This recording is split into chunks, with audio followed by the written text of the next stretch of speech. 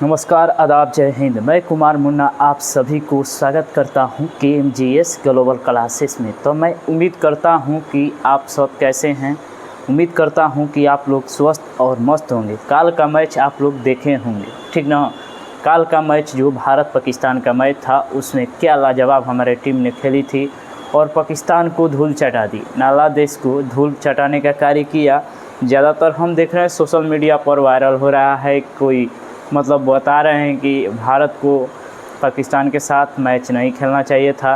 तो ज़रूर खेलना चाहिए था। दुश्मन को धूल चटाना और हमारे जो 360 डिग्री हैं अकेले दम पर उन सभी पाकिस्तानियों को उनकी औकात को पता दिलाया और पटक पटक कर मारे हमारे शेरों ने।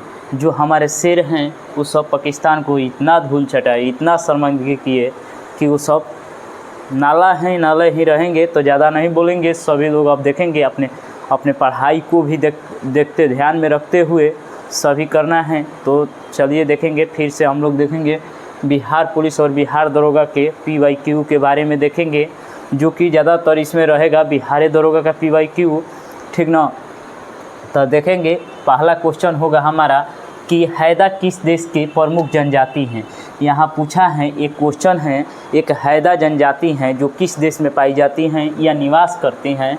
तो ऑप्शन ए में दिया है टुंड्रा प्रदेश, बी में दिया है जापान, सी में दिया है अमेरिका और डी में दिया है मलेशिया। तो इसका सही आंसर हो जाएगा अमेरिका। हैदा कहाँ की जनजाति हैं? तो अमेरिका की जनजाति हैं। अमेरिका देश में निवास करती है कौन? तो हैदा जनजाति। वहाँ का प्रधानमंत्री कौन है? तो डोनाल्ड ट्रंप है। कौन है? डोनाल्ड ट्रंप है। कौन है? डोनाल्ड ट्रंप, जिसे पेट्रोल पंप भी कहा जाता है। डोनाल्ड ट्रंप हैं, ठीक ना।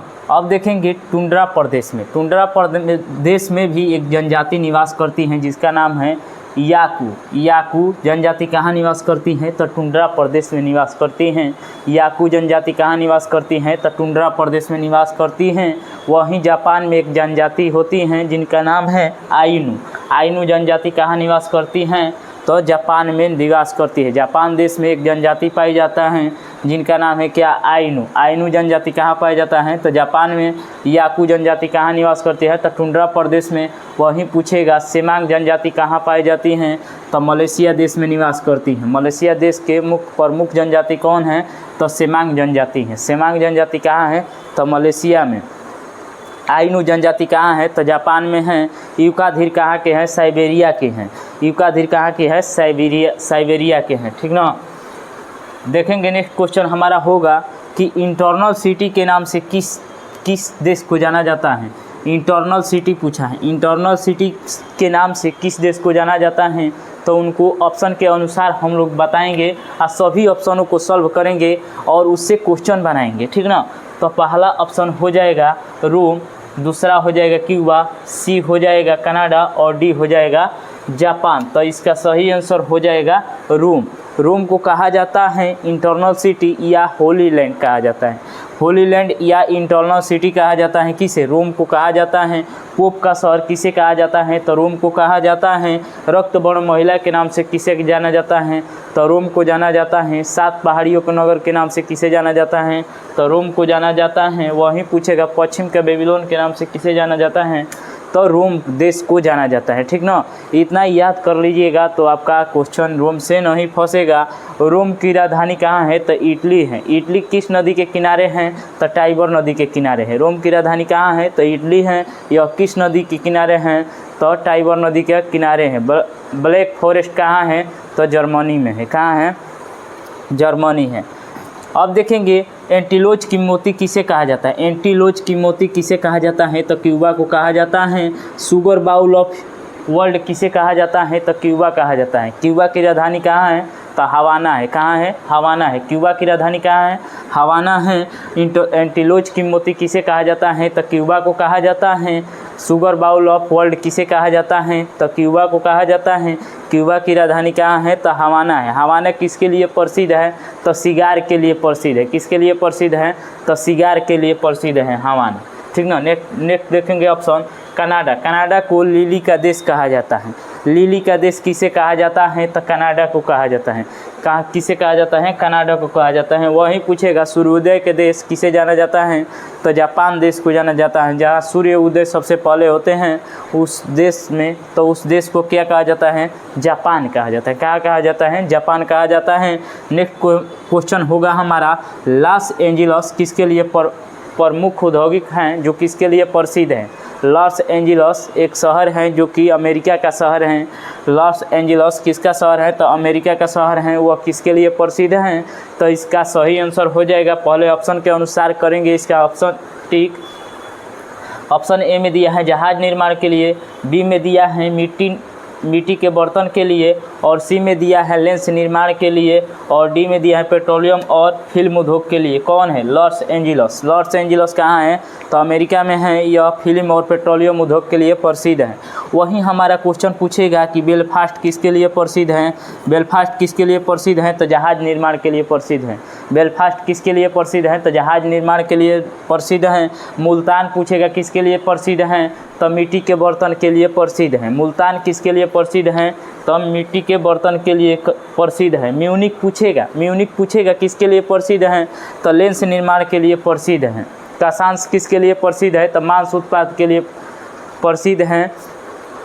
क्या है? तो मांस उत्पाद के लिए कौन? कासांस का। मांस का सबसे ज़्यादा निर्यात कौन करता है? तो अर्जेंटीना करता है। कौन करता है? अर्जेंटीना करता है, ठीक ना। नेक्स्ट क्वेश्चन होगा हमारा कि राजा चलैया समिति किससे संबंधित हैं? राजा चलैया संबंधित किससे संबंधित हैं? तो ऑप्शन ए में दिया है प्रत्यक्ष कर, बी में दिया है अप्रत्यक्ष कर, सी में दिया है मोटर वाहन से, और डी में दिया है कर सुधार से। तो इसका सही आंसर हो जाएगा कर सुधार से। कौन है? राजा चलैया समिति। राजा चलैया समिति किससे संबंधित है? तो कर सुधार से संबंधित है। वहीं पूछेगा कि वांचू समिति किससे संबंधित है? तो प्रत्यक्ष कर से संबंधित है। वहीं पूछेगा अप्रत्यक्ष कर से कौन संबंधित है? तो एल.के. झा समिति। कौन है? एल.के. झा समिति कौन है?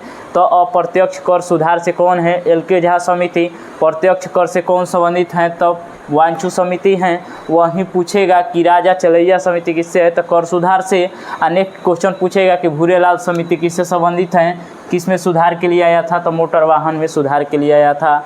मोटर वाहन के सुधार के लिए कौन आया था? तो भूरेलाल समिति। नेक्स्ट क्वेश्चन हमारा होगा समता और समानता का अधिकार अनुच्छेद किस में वर्णन किया गया है, ठीक ना। समता और समानता का यह तो सभी को पता होगा, मोस्ट वीवीआई क्वेश्चन है, ये पूछता है। तो 14 से 18 समता और समानता का अधिकार है। किस अनुच्छेद में? 14 से 18 में। वही स्वतंत्रता का अधिकार पूछेगा तो 19 से 22 अनुच्छेद में है। स्वतंत्रता का अधिकार किस में है? तो 19 से 22 में अनुच्छेद में वर्णन किया गया है स्वतंत्रता का अधिकार। शोषण के विरुद्ध अधिकार पूछेगा तो 23-24 में किया गया, अनुच्छेद 23 से 24 में किया गया है। वहीं पूछेगा धार्मिक स्वतंत्रता तो 25 से 28 में किया गया है। नेक्स्ट क्वेश्चन पूछेगा कि संस्कृति और शिक्षा का अधिकार किस अनुच्छेद में किया गया है वर्णन? तो 29 और 30 में किया गया है। संवैधानिक उपचार पूछेगा किस अनुच्छेद में है? तो 32 में है। इतना याद कीजिएगा, इससे क्वेश्चन रहता है, ठीक ना। नेक्स्ट क्वेश्चन पूछेगा हमारा दूध के पीएच मान कितना होता है? दूध का पीएच मान, और पीएच मान से क्वेश्चन आया गया है। तो पीएच मान को हम लोग पहले नापेंगे 0 से 14 तक। 0 से 14 तक पीएच मान का मापा जाता है। और पूछेगा यहाँ अम्ल किसे कहेंगे, क्षार किसे कहेंगे, लवण किसे कहेंगे। तो 0 से 7 से नीचे रहेगा, 0 से 7 से नीचे रहेगा उसे अम्ल कहा जाएगा। 7 से ऊपर हो जाएगा तो क्षार कहा जाएगा, ठीक ना। क्या कहा जाएगा? क्षार कहा जाएगा। तो हम अब यहाँ पर क्वेश्चन पूछा है कि दूध के पीएच मान कितना हो जाएगा। पहले तो यहाँ पर क्वेश्चन बनेगा कि पीएच मान किसने दिया था? तो सुरेंसर नामक वैज्ञानिक ने दिया था। कब दिया था? तो 1905 ईस्वी में। कब दिया था? तो 1905 ईस्वी में दिया था, ठीक है। 1905 ईस्वी में दिया था सुरेंसर नामक वैज्ञानिक ने पीएच स्केल दिया था। पीएच स्केल किसने दिया था? तो सुरेंसर नामक वैज्ञानिक ने दिया था। कब दिया था? तो 1905 में दिया था। अब पूछा है हमारा कि दूध का पीएच मान। दूध का पीएच मान हो जाएगा 6.4 हो जाएगा। क्या हो जाएगा? 6.4 हो जाएगा दूध का पीएच मान। दूध में कौन सा शर्करा पाया जाता है? तो लैक्टोज शर्करा पाया जाता है, ठीक ना। दूध से दही बनना कौन सा क्रिया है? तो रासायनिक प्रक्रिया है। जो तीसरा रूप बनता है उसे कहा जाता है रासायनिक प्रक्रिया। जो पहले रूप में आ जाता है उसे कहा जाता है भौतिक प्रक्रिया, ठीक ना। इसमें एक जीवाणु बनता है, दूध से दही बनने में जीवाणु एक भाग लेता है, उनका नाम है लैक्टोबैसिलस। लैक्टोबैसिलस किस में पाया जाता है? तो दही में पाया जाता है, जो कि हम लोग खाते हैं, ठीक ना। लैक्टोबैसिलस जीवाणु पाया जाता है। दूध का पीएच मान 6.4 होता है। दूध का पीला होना किसके कारण होता है? तो केराटिन के कारण होता है। किसके कारण होता है? केराटिन। जो दूध का पीलापन हो जाता है वो किसके कारण होता है? केराटिन के। पत्ती का पीला रंग किसके कारण होता है? तो केराटिन के कारण होता है। दूध का उजला किसके लिए होता है? किसके कारण होता है? तो कैसीन नामक प्रोटीन के कारण दूध का रंग उजला होता है, ठीक ना। अब पूछेगा दूध ऑपरेशन फ्लड किससे संबंधित है? तो दूध उत्पादन से संबंधित है। ऑपरेशन फ्लड का शुरुआत कब हुआ था? तो 1970 ईस्वी में हुआ था। किसने किया था? तो वर्गीज कुरियन ने किया था। किसने किया था? तो वर्गीज कुरियन ने किया था। 1970 ईस्वी में दूध ऑपरेशन फ्लड का शुरुआत। दूध का पास्चुराइजेशन दो माध्यम से किया जाता है। लोअर टेम्परेचर होल्डिंग मेथड के द्वारा किया जाता है और हाई टेम्परेचर होल्डिंग। इसमें ये किया जाता है कि इसमें जो सूक्ष्म जीवाणु होते हैं उनको आंशिक रूप से मारा जाता है कि विषाक्तता ना फैलाए, दूध खराब ना हो, उसे पॉकेट में भरा जा सके, उसे एक स्थान से दूसरे स्थान आसानी से लिया जा सके, ठीक ना। तो दूध का पीएच मान पूछा था तो 6.4 हो जाएगा। और पूछेगा यहाँ पर क्वेश्चन समुद्री जल का पीएच मान तो 8.4 हो जाएगा। क्या हो जाएगा? 8.4 हो जाएगा। वहीं पूछेगा हमारा रक्त का पीएच मान कितना हो जाएगा? तो 7.4 हो जाएगा। 7.4 हो जाएगा तो हमारा रक्त कैसा हो जाएगा? क्षारीय हो जाएगा। कैसा हो जाएगा? क्षारीय हो जाएगा, ठीक ना।